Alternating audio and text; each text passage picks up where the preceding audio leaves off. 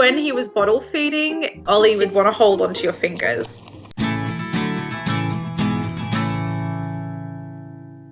And so he'd put his tiny little paws on your fingers while he sucked away on the bottle. And his little tail would almost wag, like it was like a puppy dog. He very quickly had us all wrapped around his little paw. We got a call about an abandoned little otter cub. He was a bit away from their normal sort of territory, so we're guessing he was washed away during a storm or something like that and lost their mum. And he was so weak, so he was absolutely frozen, and we sort of bundled him up on to try and warm him up. We had to get the special tiny little bottles that you'd use for like feeding a kitten, and we had to feed him like day and night. When Ollie was orphaned, he was really lonely. He wanted to sort of cuddle up with us, but we were trying to avoid humanizing him. For them to have the best success once they're released, you don't want them to be friendly and coming up to people. So he took all of our self-control to sort of not want to give him cuddles. And so we had this toy otter that we called Otto.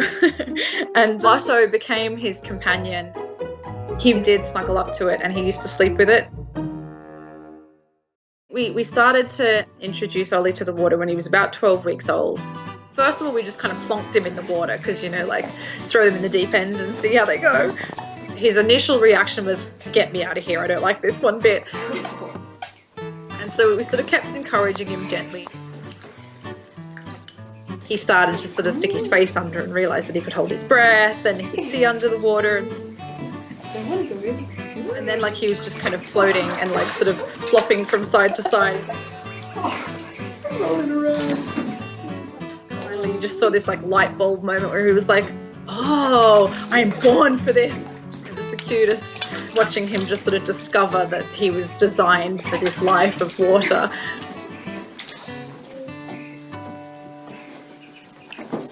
After we'd had him for a few weeks, another little otter cub was rescued. Lulu was another little orphan. Once she was sort of given the all clear that she was healthy, we were actually able to pair them together. When we first introduced them, there was a bit of sort of scrapping going on, like they sort of weren't too sure which one was the top dog. Lulu was like, oh, look, a friend, how exciting. And she just started to sort of follow him around, and he was sort of squawking and squeaking and shouting at her. But after about 5 minutes, the two of them were like snuggled up underneath this blanket and they were like sticking their heads out looking at us. And it was like just from that moment on, they were the best of friends. As they got bigger, we had to progress them from bigger enclosure to bigger enclosures.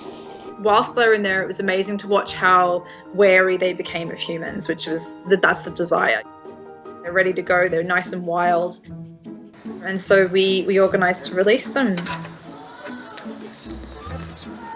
And that was it. We sort of thought, well, that's the end of it. He's moved on and he's living his life out in the wild. It was about a year later, we saw on Facebook some pictures pop up of this otter in this lake. And I was like, he looks super familiar. I think it is Ollie. And we started to compare the pictures, the markings on their kind of neck and chest. And yep, it was him. He's out there and living the good life.